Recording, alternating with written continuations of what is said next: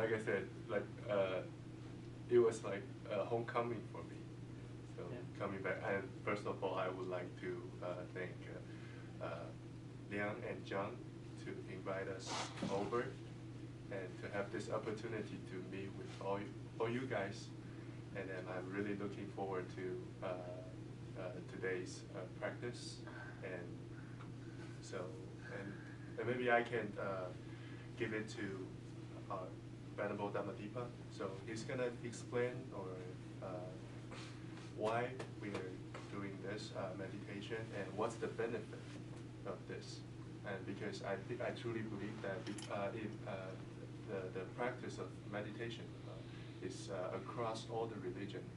Like in our temple in the Bronx, every Tuesday evening, starting from 7 to 8:30, we have a meditation sections, and we open to all people. And so far, we have people like Muslim people, Christian, and I think there might be a Baha'i or two coming to do the meditation with us. And in our main temple, the headquarters, Chung Monastery, every year on New Year's Day, we hold a interfaith dialogue. So during that day, we have been inviting religious people coming from different religion, like Muslim, Baha'i, Christian, Catholics, priest, and Hindu priest.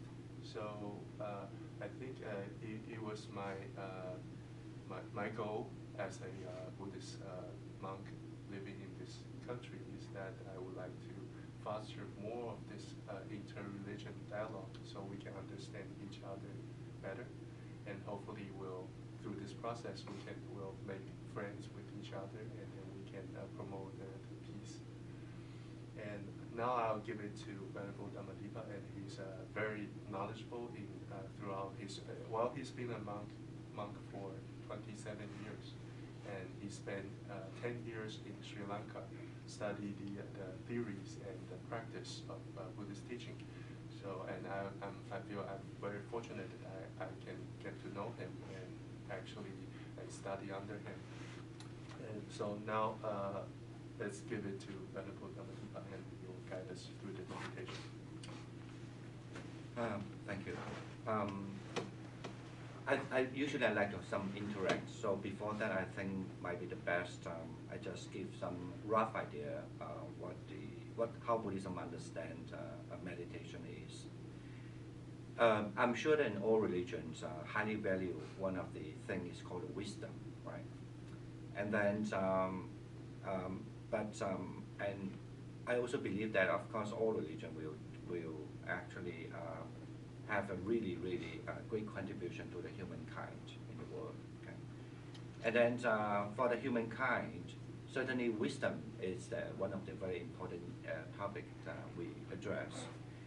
So for the time reason, I'm not going to address any other religion. So I also make the best of it. So I would just try to only to explain a little bit how Buddhism understands the wisdom and how we can have the wisdom. You know? So in Buddhism, actually, when we talk wisdom, we believe that the wisdom can come from three ways, or we say the three methods.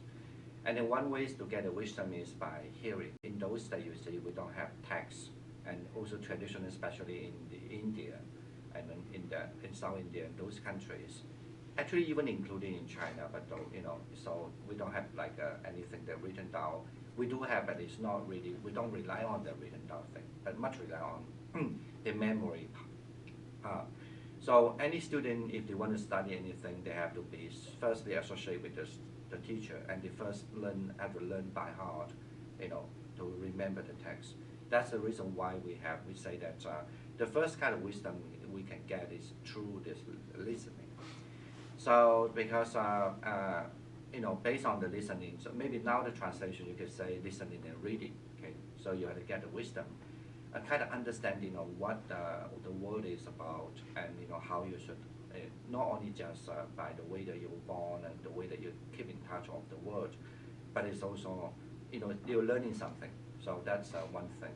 It's the same way. So when we come to in the Buddhist circle, so it's believed that it's very important to, besides that in the world that we going to have, like learn how to earn the money, how to, have a good family and so on. But then you also have to take some time actually to learn something which is more like what we call the spirituality, right? And then you have to go often, whenever there's a time, you go to listen to what the other people who are devoted on this area and see how they look at the world and whether those things, their perspective, their view could, helping you. That's what we say the wisdom through, you will gain the wisdom through this listening. And the second type of the wisdom is called the wisdom through the reflection. Actually, the reflection become even much more deeper and much more independent kind of wisdom, because after listening or after understanding the teachings, so you need to reflect to yourself, what are these, how this is, how that apply to me, and also might be perhaps even based on your own skills or your professions. So you will also might be find that wisdom you can apply to your profession, your skills, and then not only just like the daily life, but it's also your skills and profession, and also perhaps you can kind of like make more use of it. I would say that kind of like a retrospective way of helping each other, like the religion itself. Then with your skill, you might be helping that the religion itself. That's what we call the reflection, which is important. For example, like later when we do meditation, the same thing. Like when the teacher maybe say, oh, when you do meditation, say that one simple statement like, you need to calm down, right? And then while you're sitting, you hear this already. So okay, calm down is very important. So that's mean what we call the wisdom through the listening. And the second, while you're sitting, then you need to reflect sometimes. So because you find, I cannot calm down, or maybe I'm doing quite well, but I don't know what does a calm down mean, right?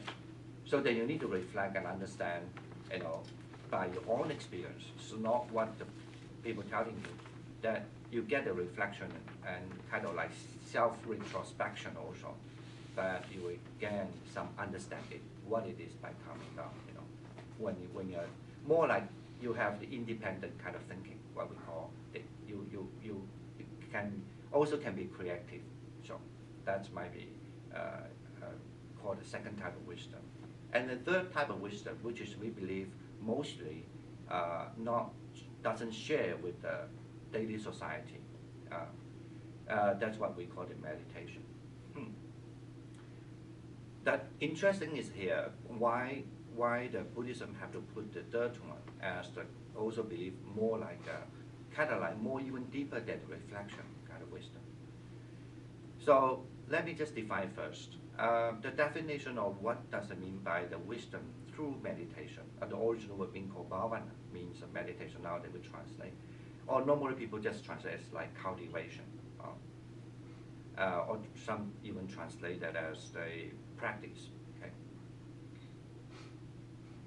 The definition is very clear that this kind of wisdom has to become by when your mind without distraction. When your mind are totally pure, and when your mind are totally completely so focused. So that's a very basic definition. So and also this is also to Buddhism, this is a kind of like why we ought to put it in the third type of wisdom, because normal people, when I say normal, that's how Buddhism presume when they don't do meditation, it's very hard for them that they can really come to a much more deeper mental state. So the mental state is like, in Buddhism we have the mental state, like there are so many things, like we don't know whether there's a heavens, for example, right? And we don't know whether there's a so-called the woeful places. And also, we also don't know whether actually how powerful can be a human is. For example, whether we can develop our, maybe now that we call like a Superman, like a supernatural power, okay? And those things, of course, according to the Buddhist tradition, So they believe that you can develop meditation so you can have a divine eyes. Almost kind of like you have the telescope, right? You want to see far away, then you can see far away. So we have lots of this kind of story. At least there's a story there. And then you can develop this so-called divine ears, mean like you can be really the highest spy in the world, right? You can sit there and then what you want to hear, you can hear it. Say that, you know, I'm sitting here and maybe I want to hear what the monastery now they're talking about me. You know? So, and then you can just hear their conversation. And also, according to the Buddhist mythology or Buddhist understanding, even when the heaven is being talking, you might have the ability to see them with your divine eyes, but then you need to develop the divine ears, because when you have an eye, you only see like a TV, the mute one, right? You don't hear any sound. But when you have a divine ears, and then you can somehow hear their talking. Okay, that even is not enough. Okay, and the third one that you need to develop what we call this. Those are highly mentioned in the Buddhist text. Mean you can read other people's mind, which is actually you have to be dangerous. When you have this ability, don't tell people. No people like you to read their mind. Anyway, and it's a kind you learn how to communicate with the people without actually really speaking. Okay, so you kind of reading some other people's mind. And of course, those have a very sophisticated system in Buddhism. But I just want to say, and that is also part of life and only the product from a meditation. Now, the important I need to say, Buddhism is really, even though lots of these stories goes on, or lots of this description in the Buddhist text, but it's very different from, so far at least nowadays, what I see the Christianity way of doing, like, you know, always promoting that Jesus have the power and, you know, but we don't, on the contrary, Buddhism is prohibited to say that. Completely prohibited, because it's very different attitude. I don't know whether you like to hear this. I just say very short story. Once the Buddha went to a place which is like very rich, and then the one who hosts the Buddha was almost like, you know, the most charismatic, you know, kind of rich people, charismatic in the city. Everybody knows him. And then he addressed to the Buddha, say, Buddha, why don't you ask your followers just to perform the supernatural power? But supposedly some of them are very powerful in the supernatural powers. And then if you ask them to perform the supernatural power, and then then our Buddhism can be very famous, right? People will drawn in. And the Buddha said no. And then he asked a second time, and that's a tradition. So next time in the Buddhist tradition, when you ask somebody, first time, if you say no, you can ask second time. If you say no, then you ask third time. If you say no, then don't ask. That's a fixed answer. But that's a Buddhist culture. Anyway, so it mentioned in the same text. So it's he asked a second time, and then asked a third time, and then but he still, you know, looks like he didn't really want to relent with this topic. So he said, the Buddha, why no? You know, I said that clearly that our people here are rich, and our people here is well, basically in old language means now they are well educated, you know. So that means they have the mind can really accept this kind of thing. So I asked, then the Buddha gave the simile. He said, you know, there were two types of, they have only two ways of coming by if people accept it. People, if they don't believe it, when you tell them that the monks and these people have a supernatural power, they say they are the liar, right? They just want to get a good life, basically. So what's the difference between them and a magician? Because a magician also can do all these sort of things. So that's the first thing. And then he say, this is definitely not good for what the aim of the Buddhist teachings. Yeah, because the Buddhist teachings ask us how to be a good person, basically, right? So what is aim? There's no aim. Then there's no useful. The second, then he say, if the people believe that, so the monks and they have a supernatural power, and then it's also not good for the Buddhist teachings, because they will only come here to ask, oh, I have this problem. Can you help me to look at my problem? And then, oh, I have those problems. Can you help me to do this thing and that?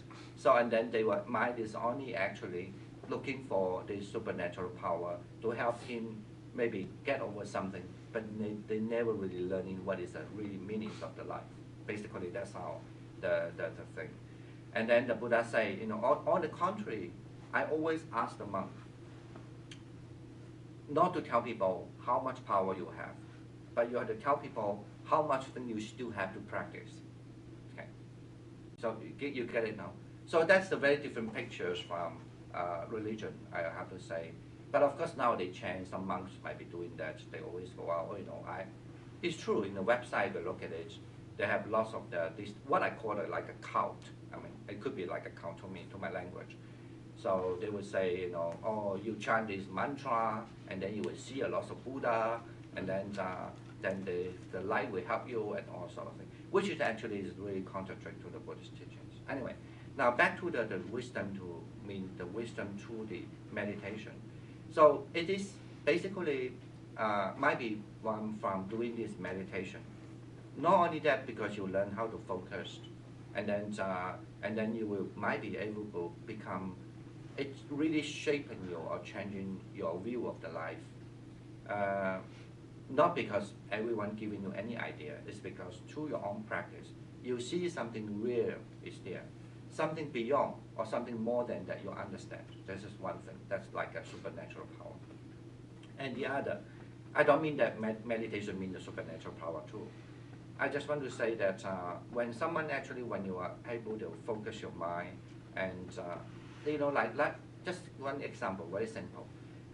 Usually when there's some problem confronted to me, there's a way I would deal with the problem, right? For example, I may be yell at the person. Maybe I would put the blame on the person. Say, you are the wrong. I didn't do anything wrong. Or maybe I would just, or I just leave alone this. I just don't want to talk to you. See me tomorrow, like that, right? All this actually is maybe my usual way of dealing with the problem. Yes, after reflection, you might be thinking, that is not a good way, because whatever reasons, I don't want to do that way.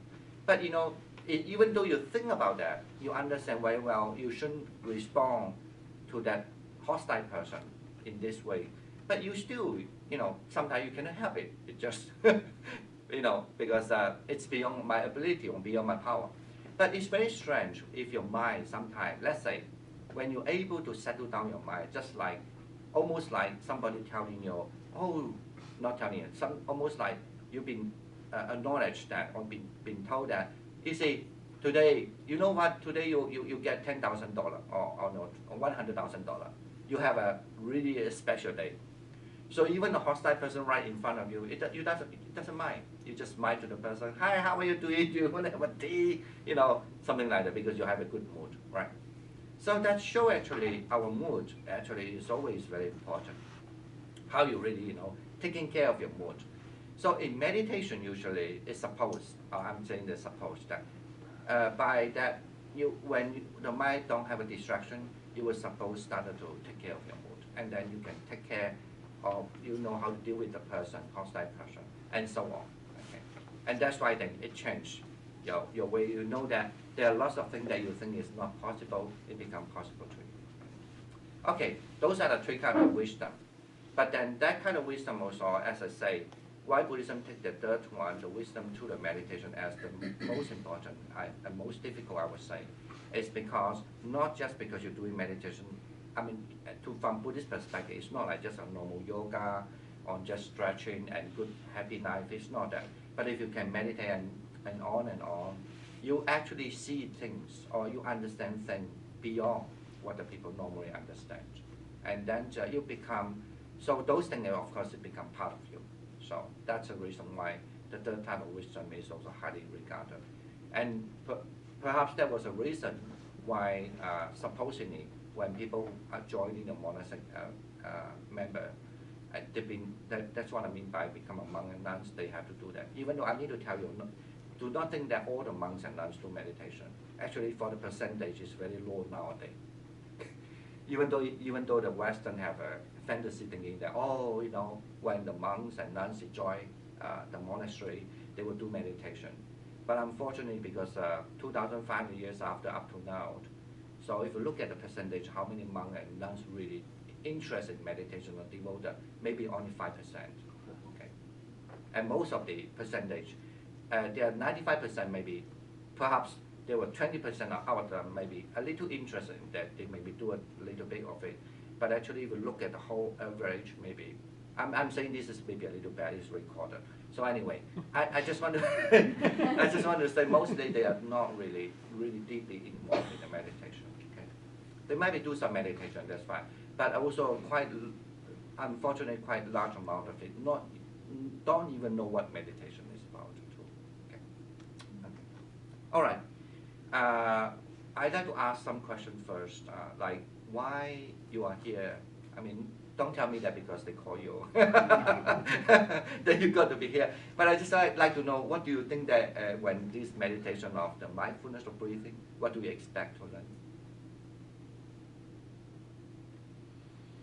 I mean, that might be easier for me. Just to address something, and then we can start with the meditation. Yeah. Well, I had some training in that at a weekend retreat, so I think I have a little idea. But I certainly don't. I don't think I got good enough to practice it very, as well as I should. And meditation is something that, as a Baha'i, really we should do. It's absolutely we should do it. But in the Western culture, we don't have much practice doing it.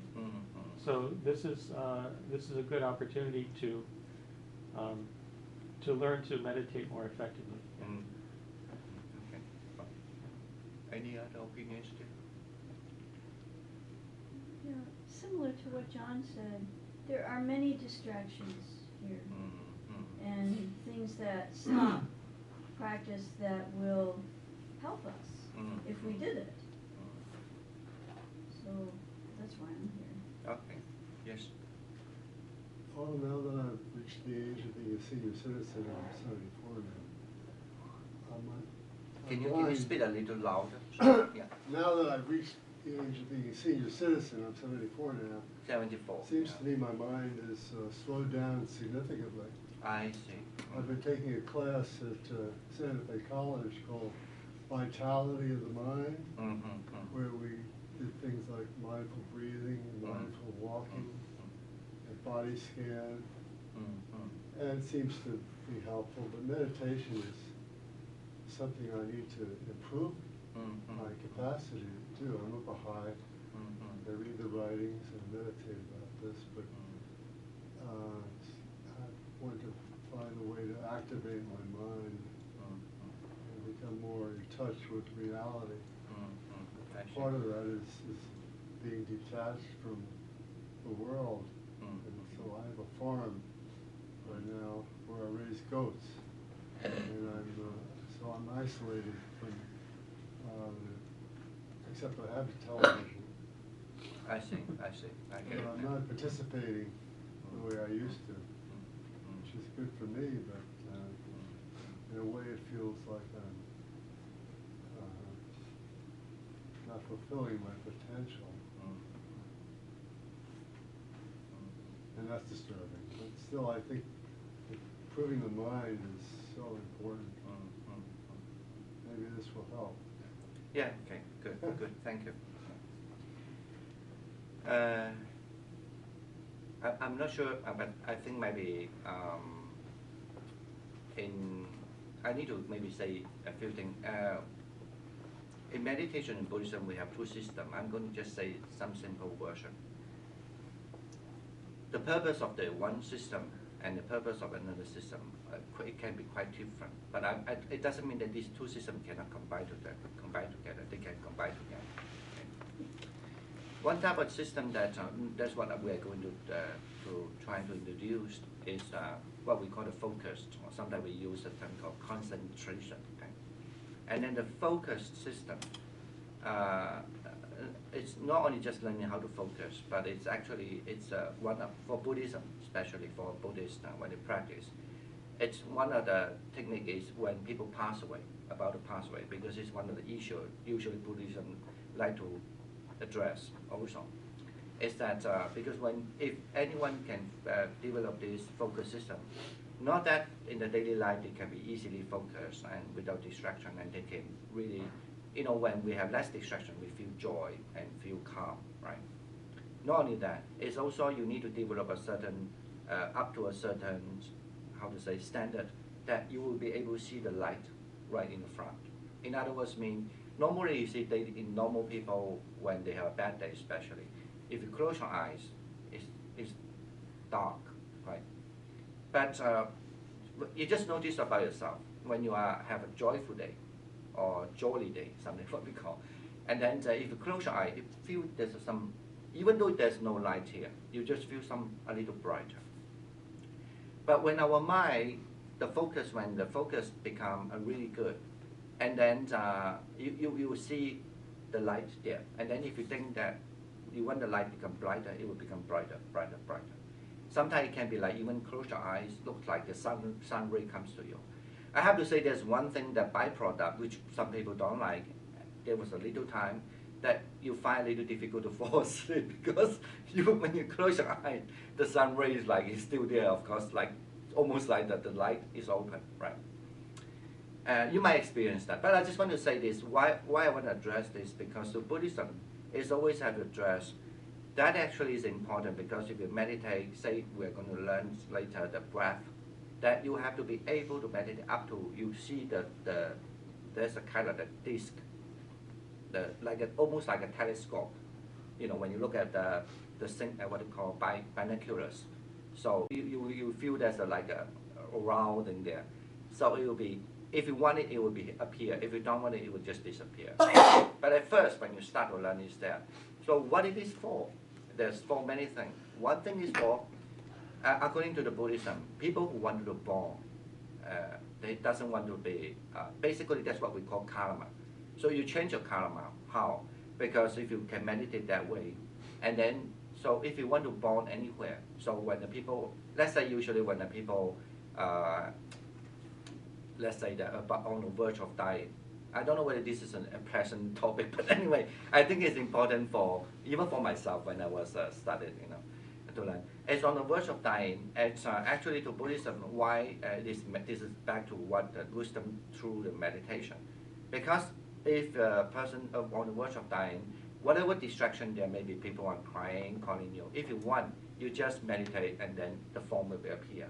And usually at that time, if people doesn't do meditation, it has to base on what their life is. So sometimes you will see their life, like this life, oh, I met my boyfriend, I met this, I'm doing this, I'm doing that, I'm doing a devotional.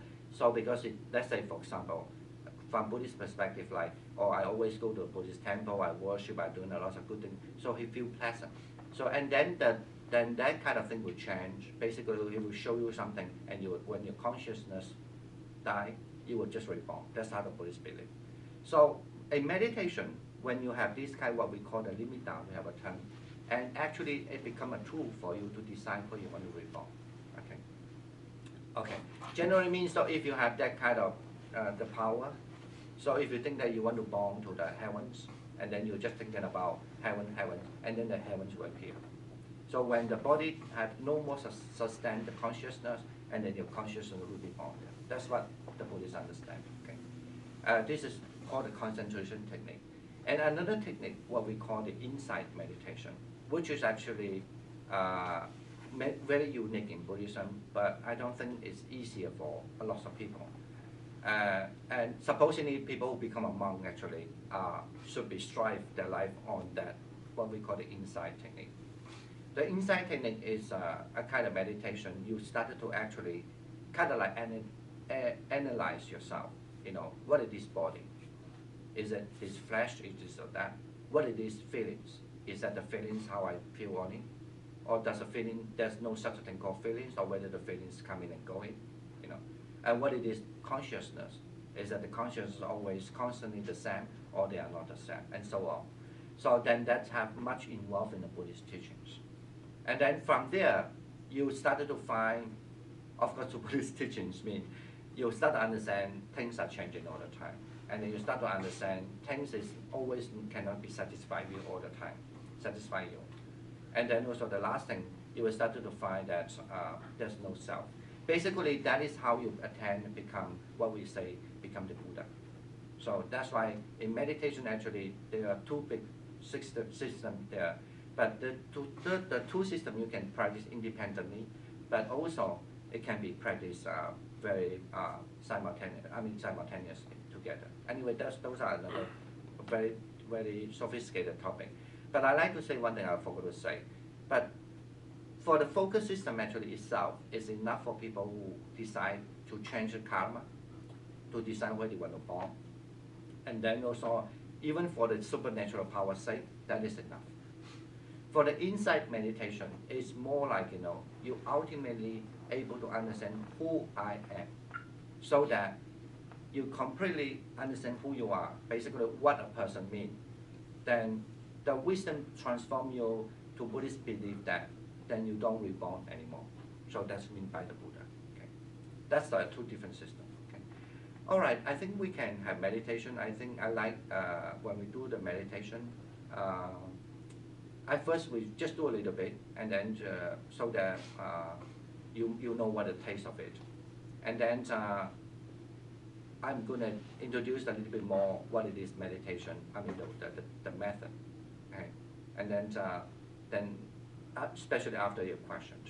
Shall we take about, say, you like 5 or 10 minutes break, and then we come back and do meditation? I don't want you to be sitting there for a long time already. Your back is hurting, and then now you don't want to. So it might be good that we can do meditation more at the moment in the morning time. We do more on the sitting meditation. So if I'm sure sitting in the chair is fine, but if I see there's something we need to change, we can do a little walking meditation later. So yes, back here maybe by 10 minutes time you can have some water or maybe have some